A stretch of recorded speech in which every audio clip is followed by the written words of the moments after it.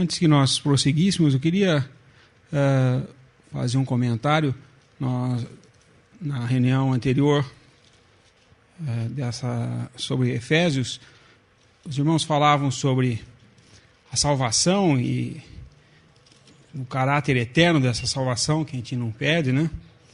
E eu gostaria de ler em Romanos, capítulo 5, o versículo 8. Mas Deus prova o seu amor para conosco, em que Cristo morreu por nós, sendo nós ainda pecadores. Logo, muito mais agora, sendo justificados pelo seu sangue, seremos por ele salvos da ira. Porque se nós, sendo inimigos, fomos reconciliados com Deus pela morte de seu Filho, muito mais, estando já reconciliados, seremos salvos pela sua vida. Nós somos salvos pela graça, e essa salvação vem pela fé.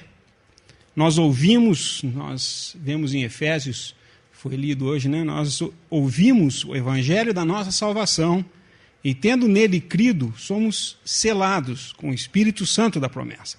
Essa é a salvação que todo crente tem. Nós somos salvos por graça, pela obra de Cristo. Mas, o que nós lemos aqui é que nós seremos salvos também, na sua vinda. E que durante essa vida estamos continuamente sendo salvos. O que é isso? Existe a salvação da alma, em que nós, quando cremos, somos salvos eternamente, jamais perdemos. Mas existe a salvação do corpo, que é o corpo físico. Diariamente, nós estamos sendo protegidos por Deus, por assim dizer, porque somos propriedades dele agora, estamos aqui na terra e somos protegidos por ele. Isso não quer dizer que ninguém vai morrer. Isso é o que todo ser humano espera, é a morte.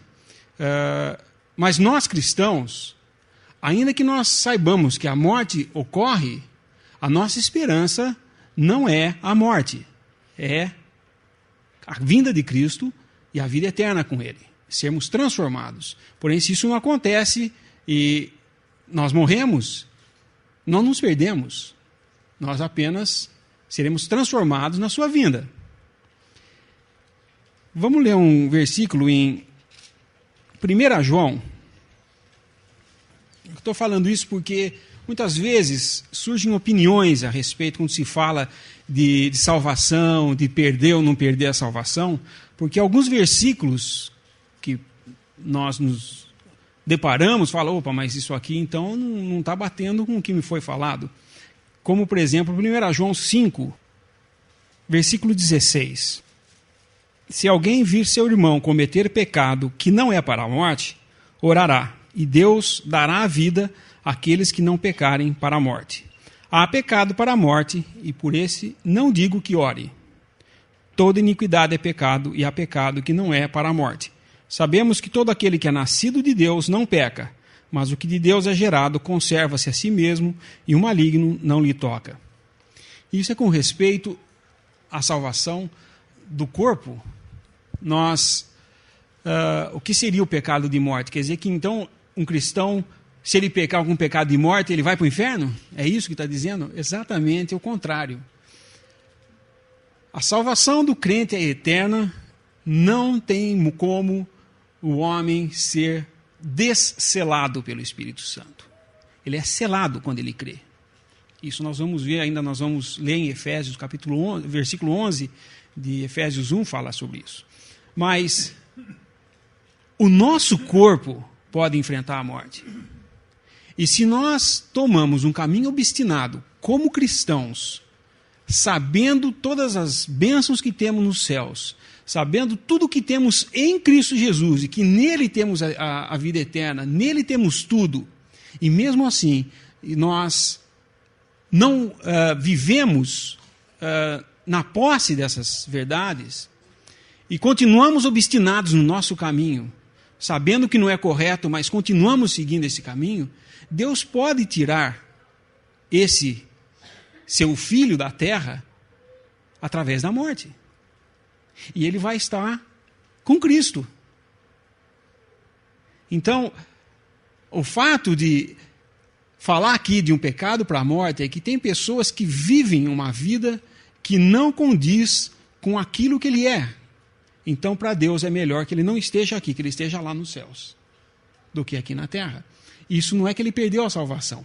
Ele morreu, o pecado de morte é exatamente isso. Ele quer tomar um caminho que Deus não quer para ele, e ele continua nesse caminho, então Deus o tira daqui.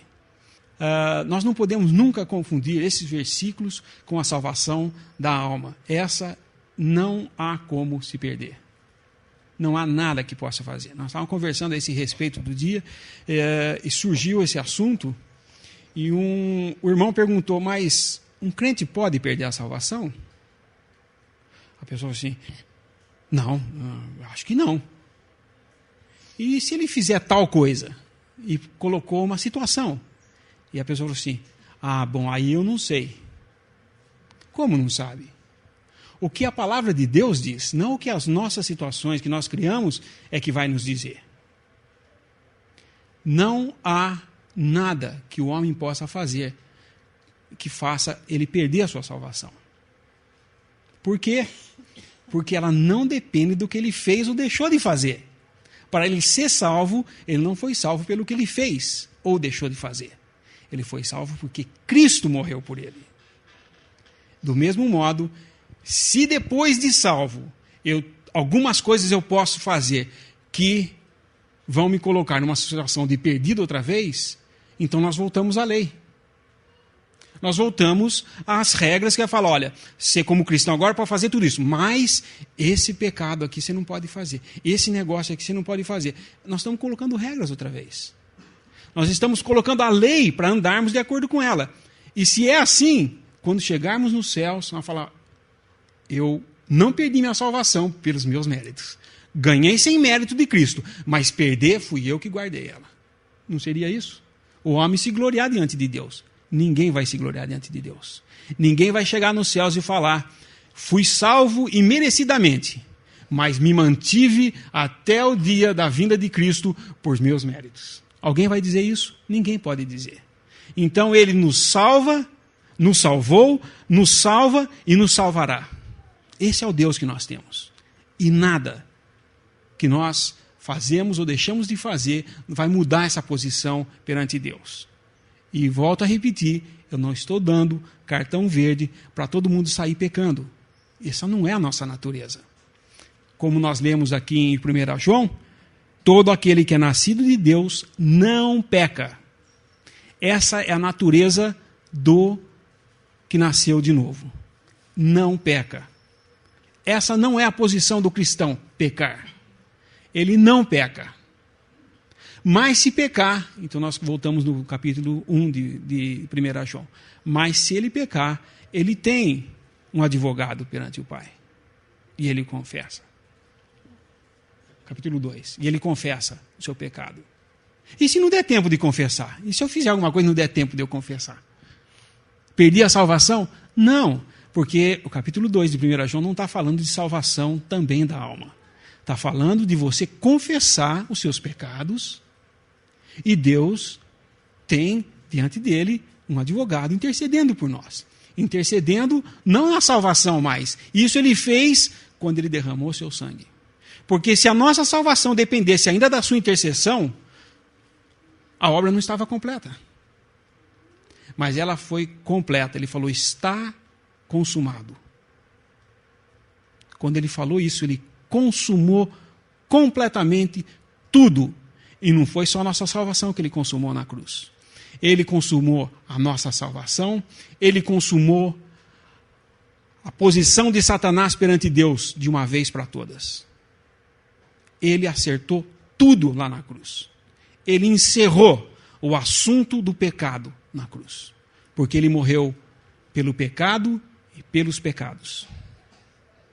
E assim, quando João Batista vê o Senhor Jesus vindo, fala, eis o Cordeiro de Deus que tira o pecado do mundo. Ele não estava falando dos nossos pecados somente. Ele estava falando o pecado do mundo. Isso é também envolve o que Satanás faz, o que os anjos caídos fazem e o que nós, como seres caídos, enganados por Satanás, fazemos por sermos cativos de Satanás no nosso estado natural de incrédulos. E ele então vem na cruz, intercede nisso, consuma a obra de uma vez por todas e jamais vai ser modificado. E hoje ele está nos céus, intercedendo por nós, não com respeito à nossa salvação eterna, mas com respeito ao nosso dia a dia aqui na terra. Isso é importante nós sabermos, para termos certeza do que nós cremos. E esse evangelho que nós cremos é o evangelho da nossa salvação. E isso, quando eu falo, eu sempre repito, não é o evangelho da salvação dos outros. Fala da nossa porque inclui cada um. Cada um tem que decidir pela sua salvação. Tem que entender ou ouvir o evangelho da sua salvação. Nós gostamos sempre de ouvir alguma coisa interessante, falar, isso é para aquela pessoa que está sentada ali atrás que eu conheço, ele precisava ouvir essa palavra. Isso era para o meu vizinho, isso era... E para você, o que é? A palavra é para nós, para cada um. A palavra é para nós. Então, ele nos salvou, nos salva e nos salvará. Esse é o Salvador que nós temos. E nada pode colocar em dúvida essa obra que foi de uma vez por todas. Gálatas 5:16, seguindo esse raciocínio de a salvação do corpo ou do dia a dia, eu vou ler eu estou com uma versão. Digo, porém, andai em espírito e não cumprireis a concupiscência da carne. A outra versão fala, digo, porém, andai no espírito e jamais satisfareis a concupiscência da carne. Porque a carne cobiça contra o espírito e o espírito contra a carne.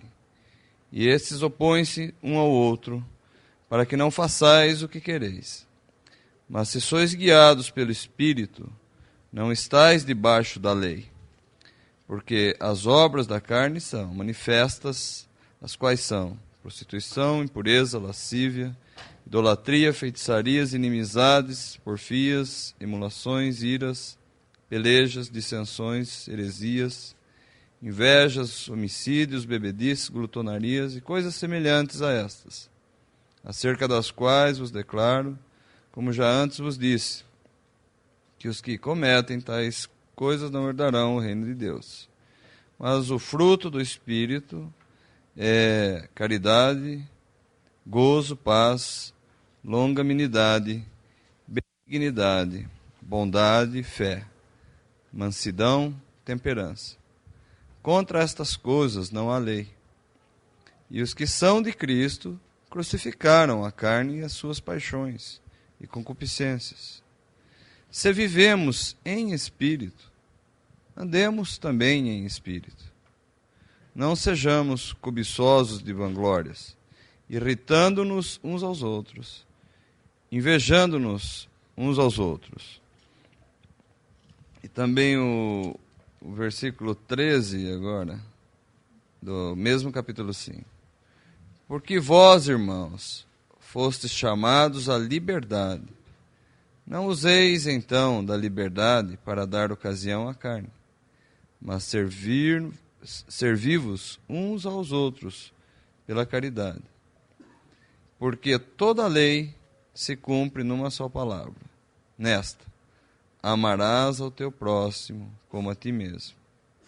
Se vós, porém, vos mordeis e devorais uns aos outros, vede, não vos consumais também uns aos outros.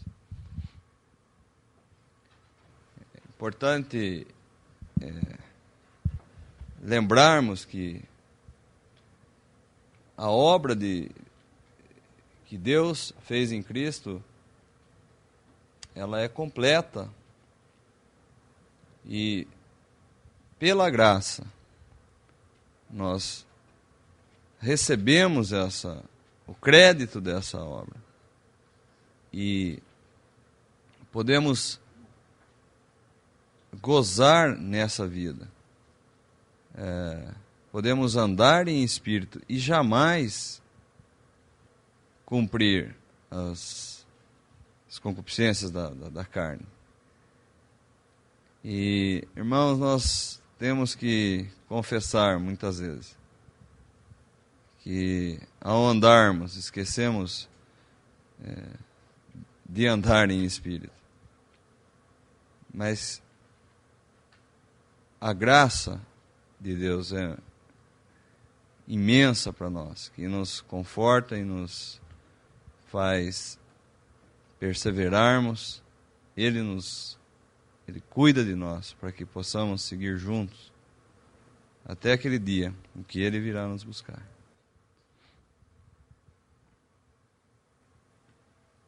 No versículo 4 de Efésios 1, aparece a palavra elegeu, como também nos elegeu nele. Eleger é escolher dentre alguma coisa, escolher uns, tirar. E no versículo 5 aparece a palavra e nos predestinou para filhos de adoção por Jesus Cristo para si mesmo. Predestinar é dar um fim, dar um destino a algo. Anteriormente já nos predestinou para filhos, ou para filiação, para si mesmo. E isso é importante nós entendermos que Deus nunca predestina para a perdição, nunca predestina para uma queda, mas Ele só predestina para sermos conformes à imagem de seu Filho. Ele predestina para dar um fim de glória, um fim que vá satisfazer a Deus plenamente e abençoar a nós plenamente. Portanto, ninguém pense que Deus predestina para o mal, predestina para a destruição ou algo assim. Todos os seres criados, caídos, caíram por si mesmos. E Deus não predestinou ninguém para a queda, mas predestinou para glória, isso sim. Mas para isso Ele elegeu, Ele escolheu, porque Ele fez uma obra a todos, que serve para todos. Ninguém quer. Uns vão querer, por sua eleição, por sua predestinação. Então, por causa dos versículos em Romanos 9, que parece ser, e foi muito usado, inclusive, séculos atrás, como base para dizer que Deus predestinava para a perdição, mas ali claramente não diz assim.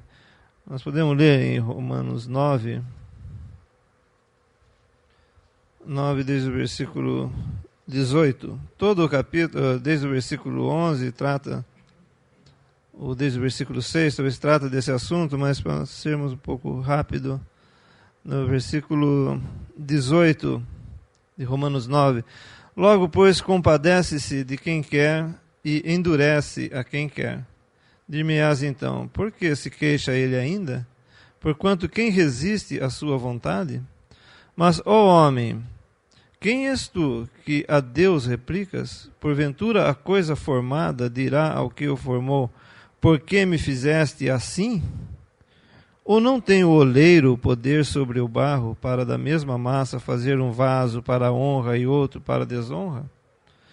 E que direis se Deus, querendo mostrar a sua ira e dar a conhecer o seu poder, suportou com muita paciência os vasos da ira, preparados para a perdição, para que também desse a conhecer as riquezas da sua glória nos vasos de misericórdia, que para a glória dantes preparou, os quais somos nós, a quem também chamou, não só dentre os judeus, mas também dentre os gentios. Então, a grande confusão, a origem da doutrina de que Deus predestina para a perdição, está no versículo 21, mas antes, no final do versículo 20, ele fala, por que me fizeste assim? não há nada errado em perguntar a Deus: por que me criaste? Por que me fizeste? Deus responderia muito docilmente: para me adorar, para andar no meu gozo, em todas as coisas são tuas. Não foi assim que ele criou até o primeiro homem, para esse fim? Mas, quando ele diz: por que me fizeste assim? Está lançando a culpa em Deus. A culpa do seu pecado, da sua queda, está lançando em Deus a culpa. Essa palavra assim é muito importante aqui. E a origem de toda essa má doutrina é o versículo 21. Ou não tem o oleiro poder sobre o barro para da mesma massa fazer um vaso para honra e outro para desonra? A pergunta é: não tem o oleiro poder? Certamente tem.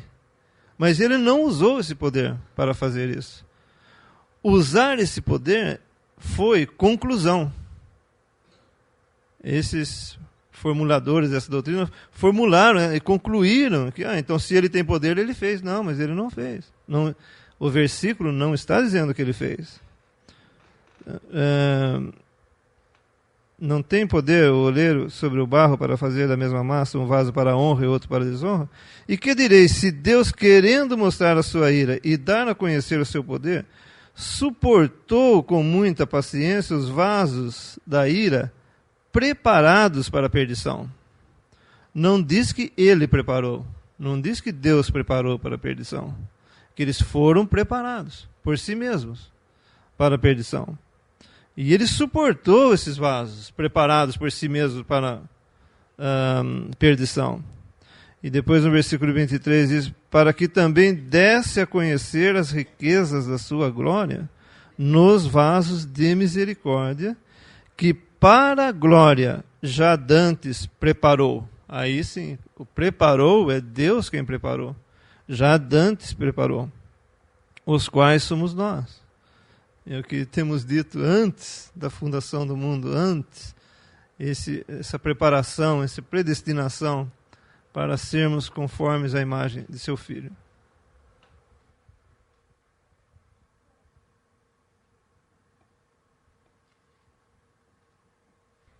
Para a destruição, depois que ele já se fez essas coisas más para destruição, então ele sim pode falar de eles porque já fizeram tais coisas. E então esse não é predestinação, é falar depois do feito.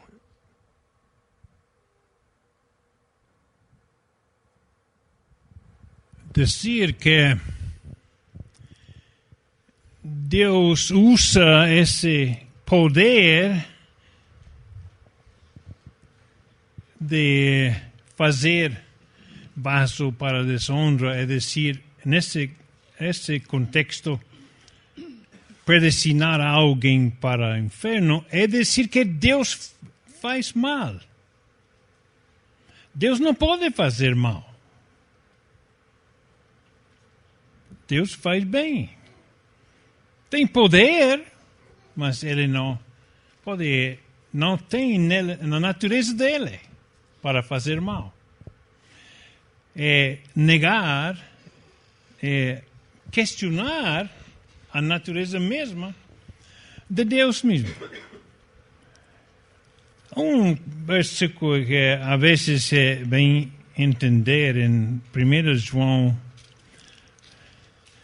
capítulo 1, porque se uma pessoa pensa que pode perder salvação, não pode dar graças. Por exemplo, à mesa do Senhor.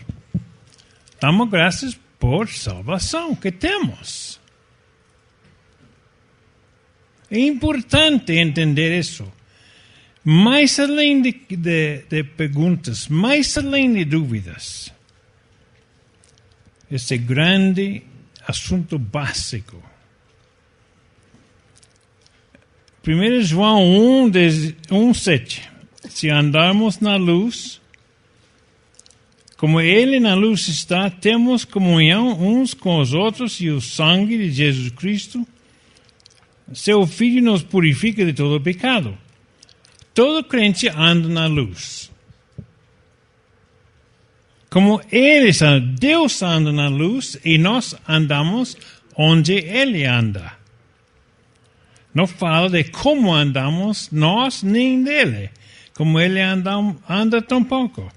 Ela fala de onde andamos, não de como andamos. O sangue de Jesus Cristo, seu Filho, nos purifica de todo pecado. Verso 9. Se confessarmos os nossos pecados, Ele é fiel e justo para nos perdoar os pecados e nos purificar de toda injustiça. Ele é fiel e justo a Cristo para nos perdoar os pecados. Se confessarmos os nossos pecados, Ele é fiel e justo a Cristo para nos perdoar os pecados, para nos purificar. Verso 7, somos limpos de todo pecado, confessado ou não. Verso 9 fala de purificar-nos dessas coisas. É decir, como o irmão falou de salvar a vida. Deus está salvando-nos dos pecados todos os dias. Verso 7 é salvação, verso 9 é educação ou santificação. Bem, devemos entender isso porque já há pouco, por causa de coisas nos Estados Unidos que passaram, levantamos a pergunta, a vez, entre os irmãos, pode um crente perder a salvação? Oh, não pode.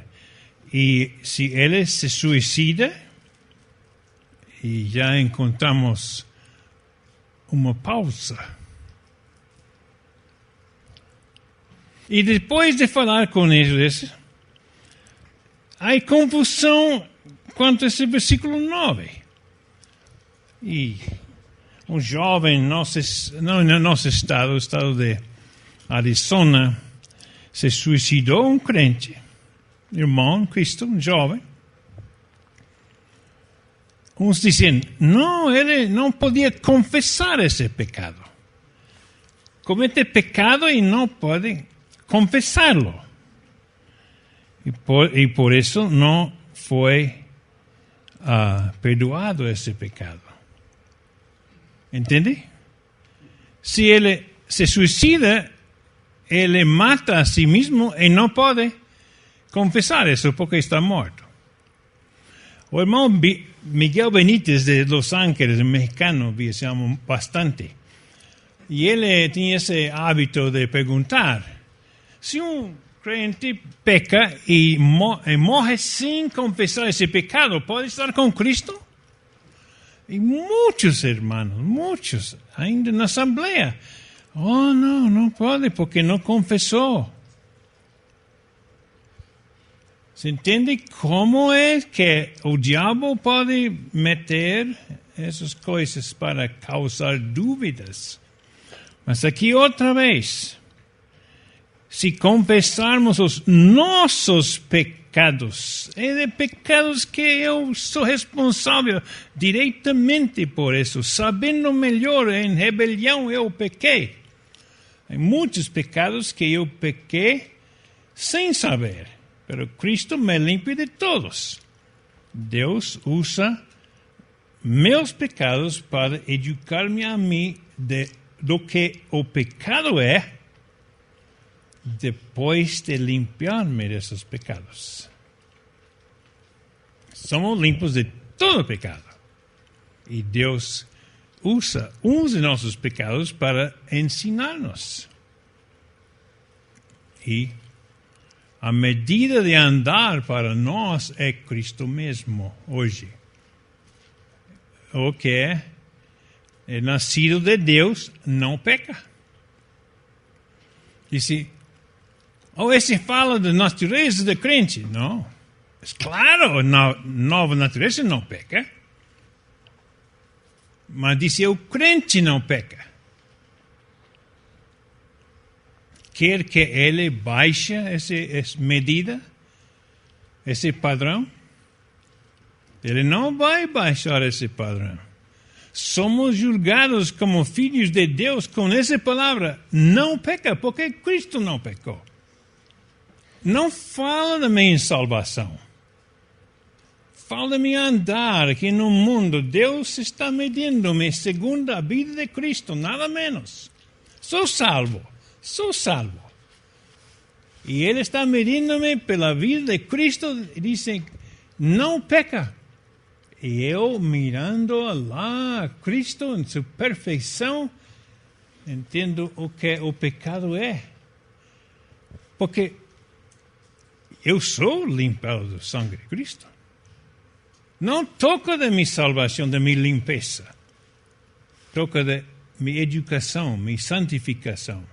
Deus está ensinando-me, andando aqui nesse mundo.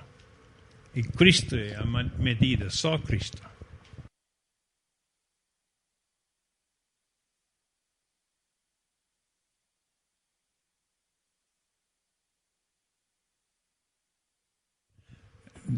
Uma vez lá em México, o que passou, e vou repetir isso, já mencionei várias vezes, uma criança, Guillermo, ele fez algo nas fraudes, um problema de cheiro mal. E a mãe, ao entender isso, agarrou ele, levou para trás e limpou ele voltou ela e já vem aí me mito e limpo, está todo e fresco e já cheira bem. E depois isso, um irmão no estudo bíblico na tarde, falando, disse, supongamos que a mãe tivesse posto numa bolsa de plástico esse problema, e já mesmo está limpo, mas andando aqui, e ele anda com uma bolsa, e a mãe disse, abre a bolsa para entender o problema. Esse é verso 9. Limpo, já, para aprender o problema. Se não queremos confessar, segue capítulo 2:1 com advogado, para conduzir-nos a confessar, etc. Toda provisão já feita. Somos salvos e tudo isso é muito importante para entender Efésios. Temos que passar esse ponto de nossos esforços e nossas obras e nossas vidas e nossas consciências para entrar no coração de Deus, o que Ele quer. E claro, nunca podemos com má consciência, com consciência que está tocando-me, nunca posso amar um irmão nem amar a Deus se minha consciência está acusando-me. Porque eu estou bem ocupado em defender-me. Se minha consciência está picando-me, não tenho tempo para Deus nem para o irmão. Está ocupado em defender-me. Mas a coisa é, com essas coisas já resolvidas, já resolvidas, amém, graças. Ou então podemos dirigir-nos à glória, para sentar na presença de Deus, limpo, segundo o sangue de Cristo, olhando a Ele como Maria sentada aos seus pés, para viver como cristão.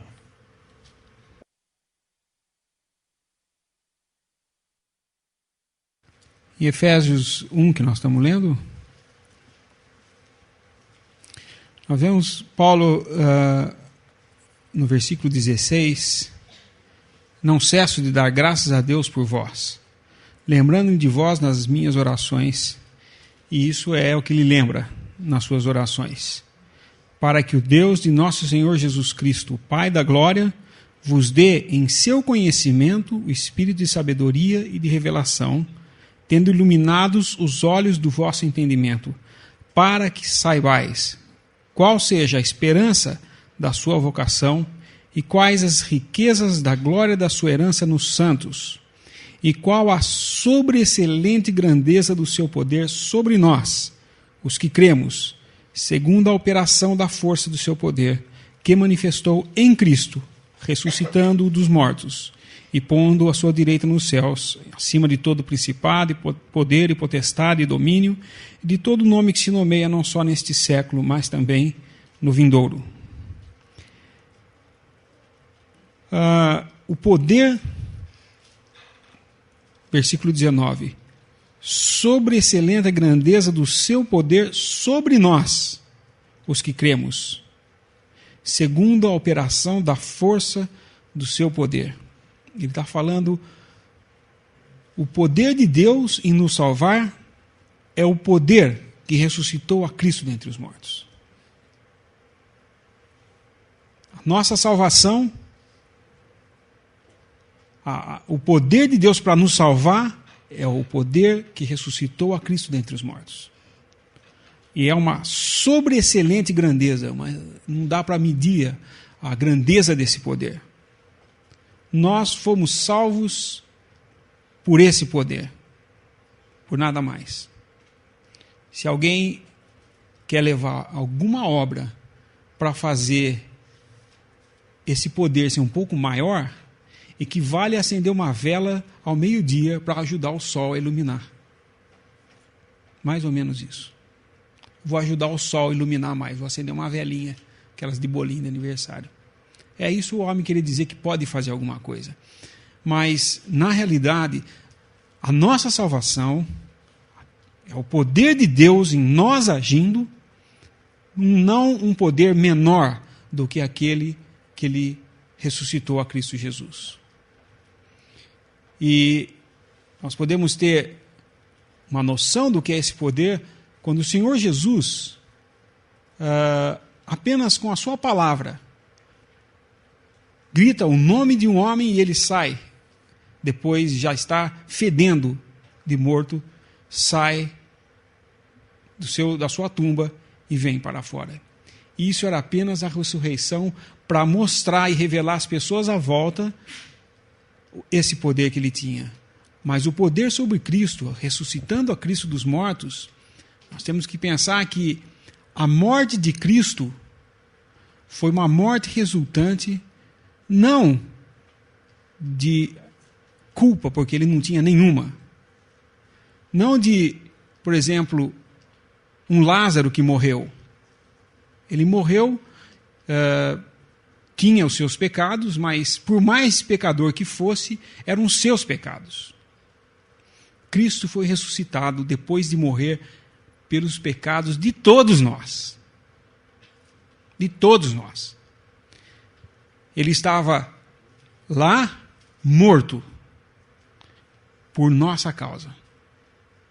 Pelo juízo que era para cair sobre todos aqueles de nós que cremos. Podemos dizer, foi uma morte bem morrida. Ele morreu por nossos pecados. Ele se fez pecado por nós. O poder de Deus o tirou dentre os mortos. E ele ressuscitou. Esse poder, hoje, é o que age quando, diz aqui no versículo 1 do capítulo 2, ele vos vivificou, estando mortos em ofensas e pecados. O poder de Deus nos vivifica, nos dá vida, quando não mortos em nossos pecados, em nossas ofensas ainda. Ele nos dá vida. Ele nos comunica essa vida por sua palavra, e então nós, vivificados, ouvimos. Versículo 13 de Efésios 1. Aí. Versículo 13 fala, em quem, Cristo Jesus, também vós estáis. Depois que ouvistes a palavra da verdade, nós primeiros ouvimos, porque fomos vivificados por Deus. Aí ouvimos. o evangelho, a palavra da verdade, o evangelho da salvação. E tendo nele crido, somos selados. Essa é a sequência de como somos salvos.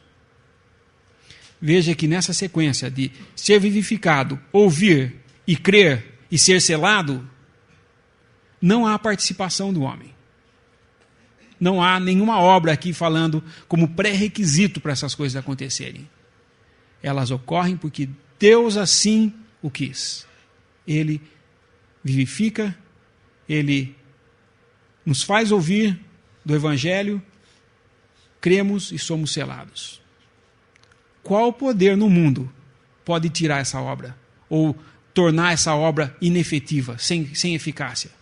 Nenhum. Porque foi uma obra que chacoalhou o mundo todo.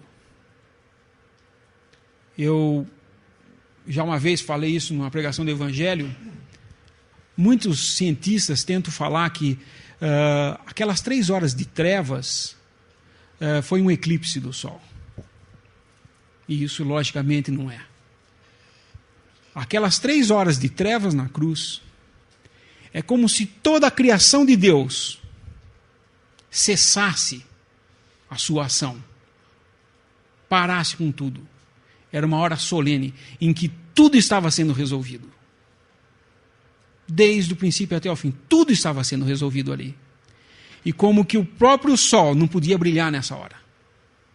Porque Jesus estava se fazendo pecado por nós. Ele estava sofrendo um juízo ali no momento. E nós podemos pensar, que tamanho é esse juízo? Não dá para medir. O juízo como que concentrado de Deus naquelas 3 horas de trevas. E ele morreu. Ele entregou o seu espírito. Essa obra é a nossa segurança, a nossa certeza do que nós somos agora. E os méritos só dele. Nós lemos que tremeu-se a terra, os túmulos se abriram, o véu do templo se rasgou de cima a baixo. Vocês podem imaginar o que foi esse momento? Porque nós costumamos pensar na criação de Deus, e muitas vezes olhamos a criação de Deus, vemos os pássaros, as árvores, e nos maravilhamos da sabedoria de Deus nessa criação. Aquelas 3 horas de trevas era o início de uma nova criação de Deus. Cristo as primícias. Ele ressuscitado entre os mortos, passou a ser aquilo que Deus agora criava em seu Filho. Todos agora em Cristo, a nova criação de Deus. E por isso eu creio, todo mundo parou, o sol parou com seu brilho, houve 3 horas de total trevas em todo o universo, por causa dessa obra. O poder que o ressuscitou desse juízo que levou, o poder que o ressuscitou da morte, hoje é o poder que nos guarda aqui.